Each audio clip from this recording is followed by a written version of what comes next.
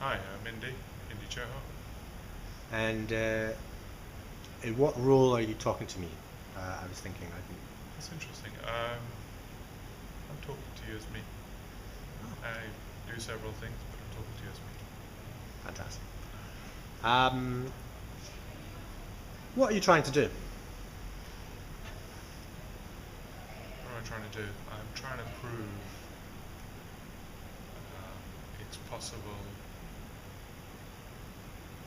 to work with and build a systemically equal and equalative idea of relationships and corporations and teams that are not based on biases and power.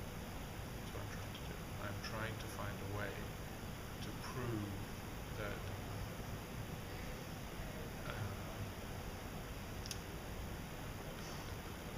sort of to dispel this idea that one human being and one human in a system is more powerful and more relevant than the other.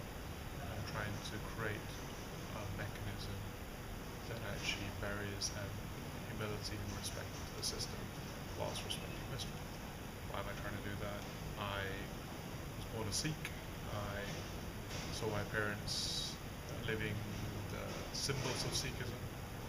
Um, Sikhism came from the idea of, is actually, from my perspective, is a social religion. It's about the idea of seeing God in everyone, as opposed to the idea of God as an abstract entity. Um, and actually, that idea of deep interconnectedness with the ecosystem and the social and biological ecosystem requires quite a different frame. So everything, I suppose, from zero zero to other things, are actually trying to prove that there are other ways of operating in this world that actually systemically create deeper and stronger value than what is traditionally taught. I'm glad that you said that because I was going to ask you about your religion.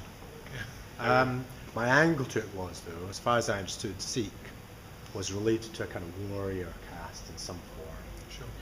Uh, So Sikhism, I mean, sort of was born in India at a time when effectively the caste system had ossified society into five layers, five different components of the kind of symbolic components of the human body, from the arms and strength to to trading, the stomach, which is all about trading and greed, to the mind, and to actually the manual work of an aspect of life. So Sikhism was about reconciling these functions, and the fact that you had to be both a philosopher, a saint, and a warrior was about reconciling these activities and trying to reunify.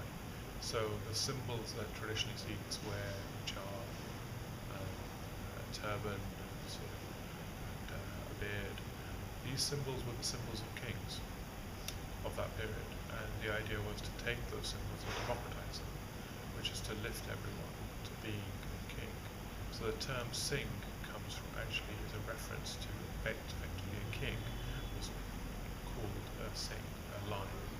So it was a rapid democratization of the symbols of wealth and power, and that was where it was born. It was about the structural equality of the system. So, yeah, that's where it comes from. and you embodied that? I think I struggle to embody it. I suppose I don't embody it. I'm trying to. I, it's not. I don't. Sikhism is not a possession. You don't own it. It's nobody owns it. It's an idea. It's the best Sikh I know is a Catholic guy. It's not. I Too many people try to possess things. I don't think it's about possession. It's about how do we start to really create a new socially, systemically respectful system. That's it. It's nothing more than Um, I do apologise because I have listened, and my question was obviously taken a different way that I meant it, that. Sure. and that's my lack of No, being no, able no. to communicate. But what you say is well, it's good. Okay, so what more specifically then? Because obviously we don't have a huge amount of time. We're on 5 minutes. That's 20% of all our time. Listen. Um, what what do you hope to, what are the different things that you're doing? How many balls are you juggling just now? Too many. But it's not just me. See, I'm No, no, I need to know you because I would like to engage you better, sure, so that I don't misuse the time that we have. sure. Okay, so I I kind mean, of want to know how many specifically or generally, so that I can say, all right, we are 1 billionth, or 1/10 or 100th. What's look, the? it's not like that. I mean, It feels like that. if it was, I'm sorry if it feels like That's that. okay. That's okay. It's not your fault. Um, It's not your fault. so I'm sort of involved in many things, like teaching, global level of the hub, to hub Islington support, to support here, to 00, to building things, coming still. I'm involved in many things, and working with Tab, obviously, which is a joy. And I work with many. It's just work, isn't it? And my life as well. And I don't see a kind of discontinuity of these things. These are part of. It's like if you ask a gardener, which one flower are you looking after? It's like, well, that's not how it works. You're looking after a garden. The garden has many different flowers and many different plants which will fruit in different systems. And I think you just have to. And I'm trying to create a garden. I'm trying to be part of it. I'm trying to create a garden which has many flowers on it. They're not mine. Not even done solely by me. They're done by many other people. But I'm one of them. I'm involved in helping garden. Okay, that's also a very nice description of the non-discreteness of it and the kind of influence and the different more like an ecology, specifically a garden. Okay. The reason why I've asked that question is because I'm trying to get a handle of how it is that you're operating. Because obviously I've engaged, I've gone, this kind of jars slightly. With I used to be a maths teacher, pretty basic. And I kind of like confluence and movement, but I don't have any money. And money flow seems to be related to some positional, contractual relationships, and that's not something I wish to do. Yeah. So I kind of like what you're talking about, but you have money flow. I don't. And so I've come up with something I think is quite interesting. How do I share that? So that's why I'm asking. It's not No, sure. for any other reason than it's Yeah, because I'm actually coming back. Yeah, I think that you can do money flow in lots of different ways. You can do money flow based on intent. You can do money flow based on future value. You can do money flow based on actually what you're doing, transacting on. So money is sort of a process. It's just a medium of exchange, and it's nothing more than that, frankly. And I don't think. I mean, the money flow that we've got going, whatever, where it's a byproduct of the system. It's there because actually everyone takes home a London living wage in our team. It's there because everyone needs food and drink to eat. That's it. It's not. And I think, and you go through a period where you have to invest to make, to be able to prove practice and prove things to work, and once they start to trip, people see value in you. It's a sort of process. So like, it takes time to sow seeds and see them flower and take them to the harvest, and people believe you, and then they say, hey, I'll buy your next year's harvest before you've sown it, and then it's a sequence. That's all it is. Okay, well, that learning sequence is something which I've obviously avoided. Being a maths teacher, it was all just sorted out. I luckily just had to deal with the kids. So it was all to do with social capital. It was all to do with social engagement and everything else, and luckily somebody else worked out the money. Yeah. However, that doesn't translate into the adult world, as in business. So I like what you're saying. All right, I'm going to reflect upon that and probably observe this another time. I thought it did occur to me while you were talking there. It was right. If we put money to the side, Yeah. and it is a byproduct. Oh, the thought was my mum doesn't have enough money to live very well. So, and I'm taking that responsibility now. I haven't before. I'm now taking that, and that's why I have a certain momentum to what it is that I do. Right. And I find that adults do that quite a lot, Yeah. where they take the momentum of responsibility in one area of their life and they push it into another area of their life. Yeah. That's a good point. And a lot of teachers do that with kids, and I don't think it's the appropriate thing to do. I think we should be just helping kids learn. That's really the job. It's a very good point. I think there's an art to it though, and the art is when to use the momentum and when not to. Right, I have no idea. Okay, so this is what I'm trying for this month. I'm actually attempting to put this momentum into practice. Sure. Okay, but what I'm saying by that is that there are times when you have to isolate one thing from the forces of another, because you know that by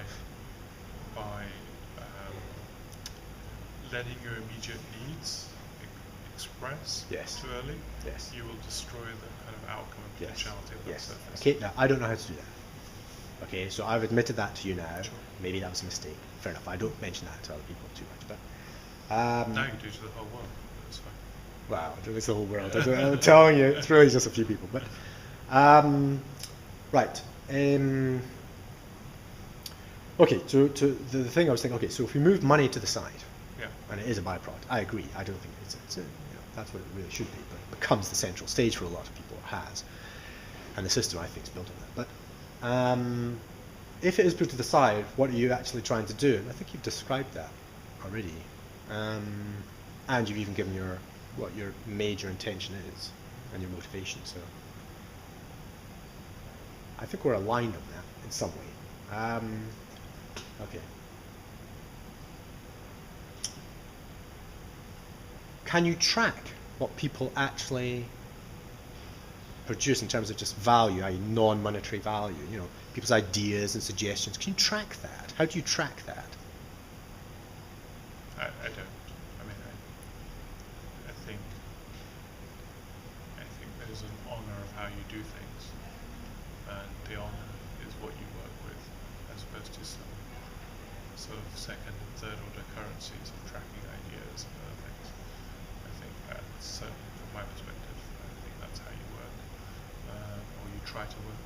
I think that's one thing I was going to say earlier. I'm just going back to a point. I think one of the things that I learned early on was that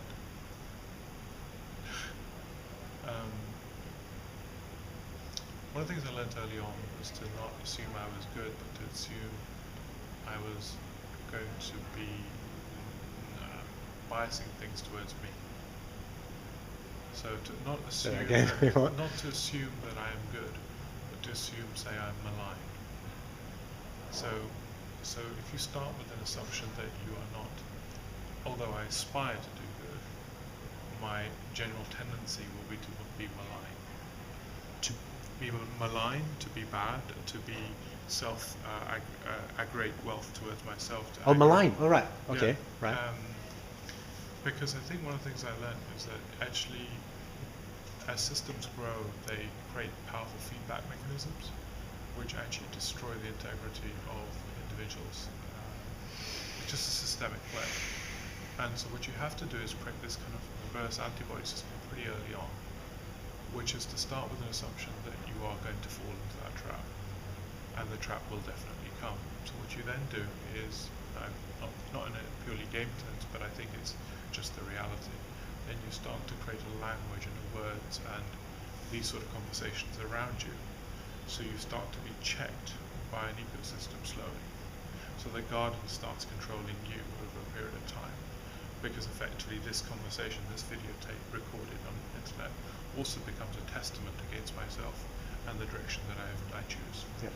So what you have to create is these kind of self-inflicting markers into the system as you're growing, and those markers can positively and negatively feed back into you. And those you have to do continuously. You have to continuously update, but they have to be left. You have to leave the Adrenus thread around you.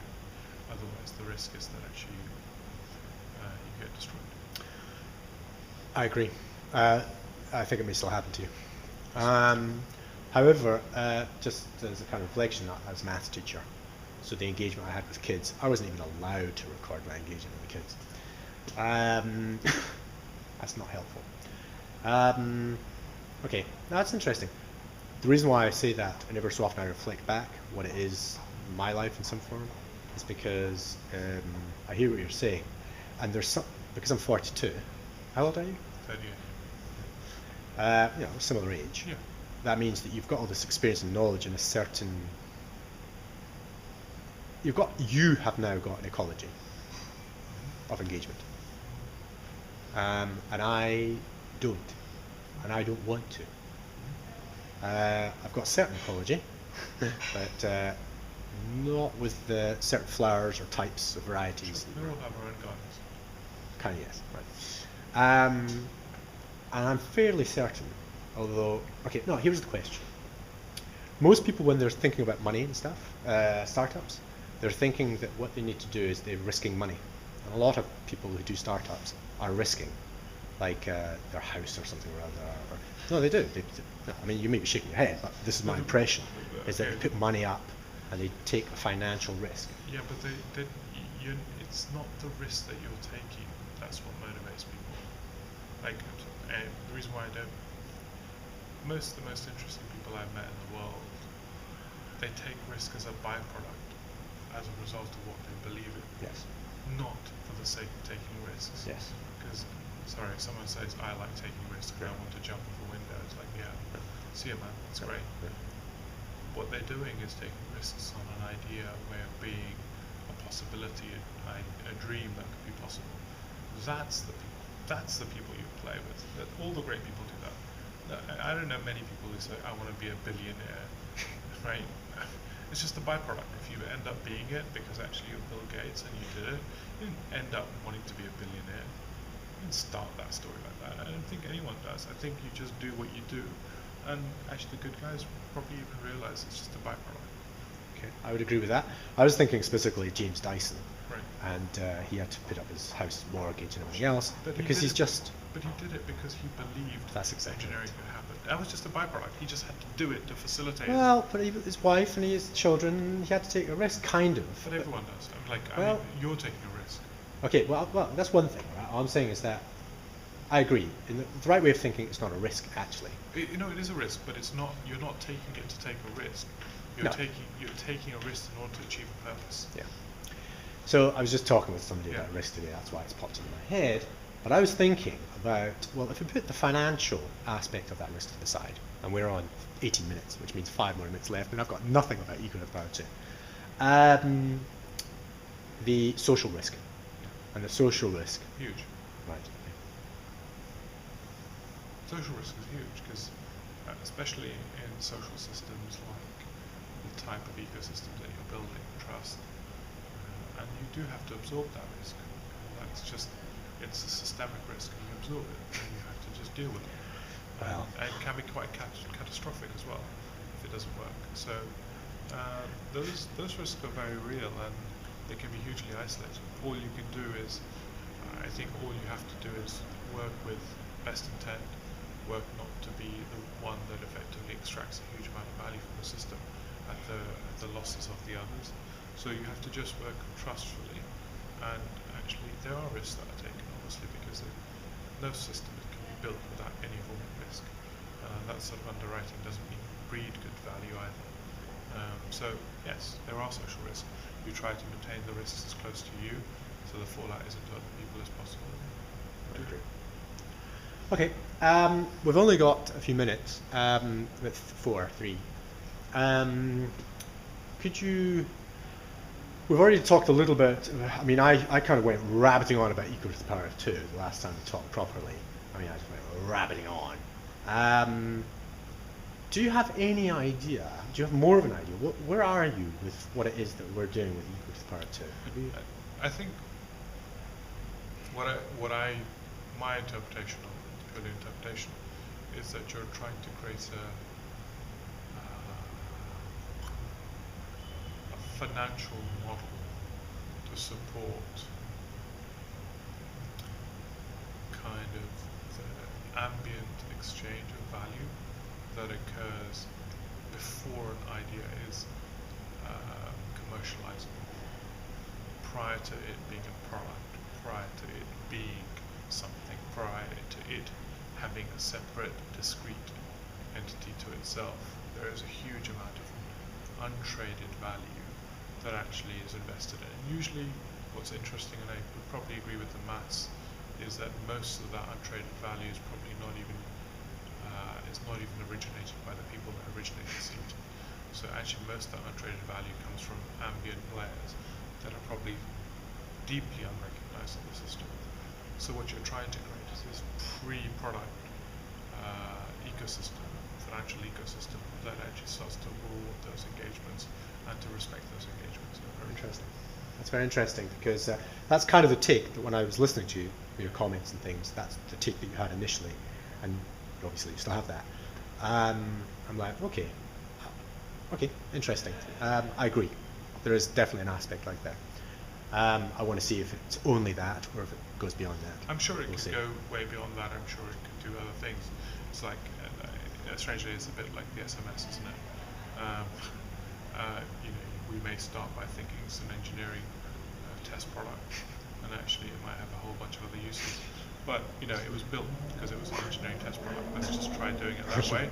But let's be open to the idea that it might be many other things. Okay. Let's not try to build. Strangely enough, let's try not to build many other things.